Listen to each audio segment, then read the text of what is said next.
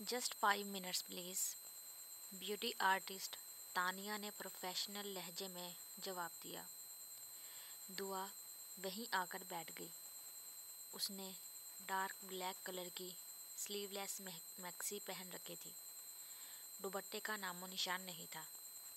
अपने कर्ली बालों को स्ट्रेट करके खुला छोड़ रखा था। अगर चेहरे के ज़ाविये दुरुस्त कर लेती तो थोड़ी बहुत अच्छी लग रही होती। निम्रा और शहीन के ड्रेसेस एक जैसे थे। उन्होंने जर्द रंग के सादा से रेशमी सूट पहने थे। पिंस की मदद से तानिया ने उसका दुपट्टा सेट कर दिया था और सैंडल्स उसने खुद पहन ली थी।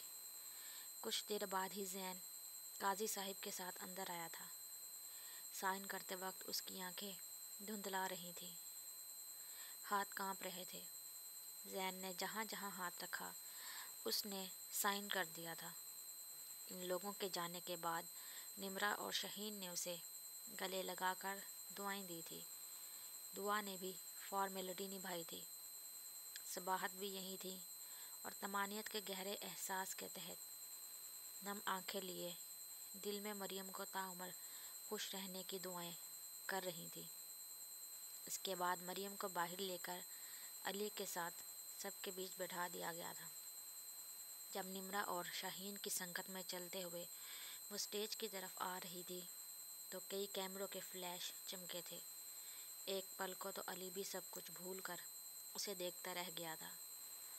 अगले दिन अली हॉस्पिटल पहुंचा तो सब ने उसे घेर लिया था और मुबारकबाद देने के साथ साथ ट्रीट का मुतालबा भी कर रहे थे। सीनियर डॉक्टर्स ने भी उसे विश किया था। उसी वक्त मरियम आई तो हॉस्पिटल के ग्राउंड एरिया में सारे ग्रुप को इकट्ठा करके खड़े देखकर चौंकी।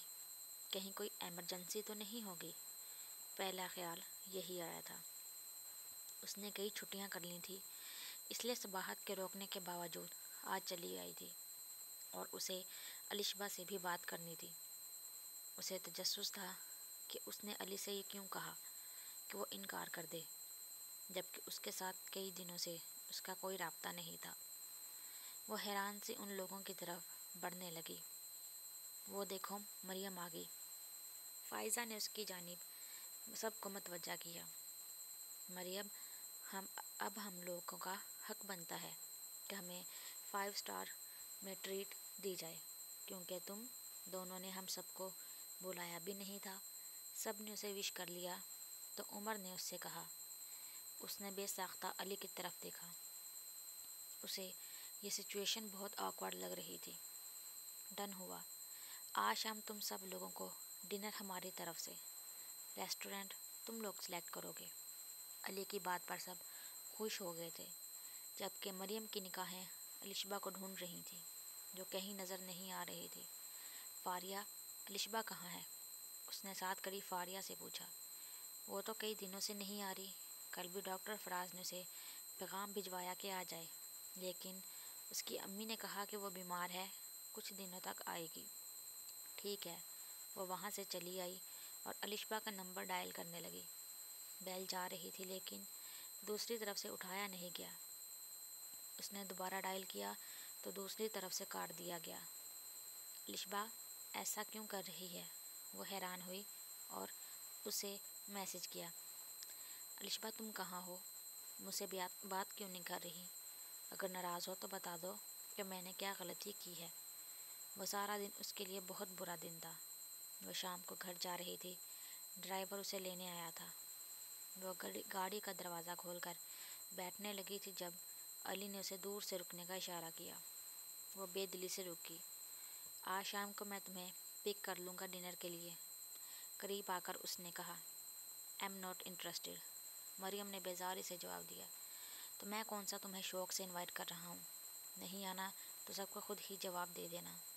अली ने भी तिनक कर उसे सुनाया और दूसरी तरफ खड़ी अपनी गाड़ी की तरफ बढ़ गया। अच्छा, पिक कर लेना मुझे। मरियम ने कदरे ऊंची आवाज़ में उसे मुखातिब किया। उसके एसाब पर इतना बोझ था कि वह सवालों से बचना चाहती थी, जबकि अली ने कोई जवाब नहीं दिया था और जन से गाड़ी उड़ा ले गया था। वह थकी थकी सी अपनी कार में बैठ गई। उसने डिसाइड किया था کہ اگر علی لینے نہ آیا تو وہ ڈرائیور کے ساتھ چلی جائے گی، اس لیے اس نے ہلکی پھلکی تیاری کی تھی۔ پنک کلر کی گھٹنوں تک آتی فراک، بلیو ٹراؤزر اور ریشمی کلر کا بلیو دوپٹہ۔ ہاتھوں میں وہ نیلے رنگ کے کنگن ڈال رہی تھی جب اس کے سیل کی میسیج ٹیون بجی۔ آنا ہے تو نیچے آ جاؤ، میں لینے آیا ہوں، علی کا میسیج تھا۔ اس نے صباحت کو بتایا اور دوپٹہ کندھے پر ڈال کر پرس اٹھا کر باہر آ گئی، جہاں گاڑی میں علی اس کا انتظار کر رہا تھا۔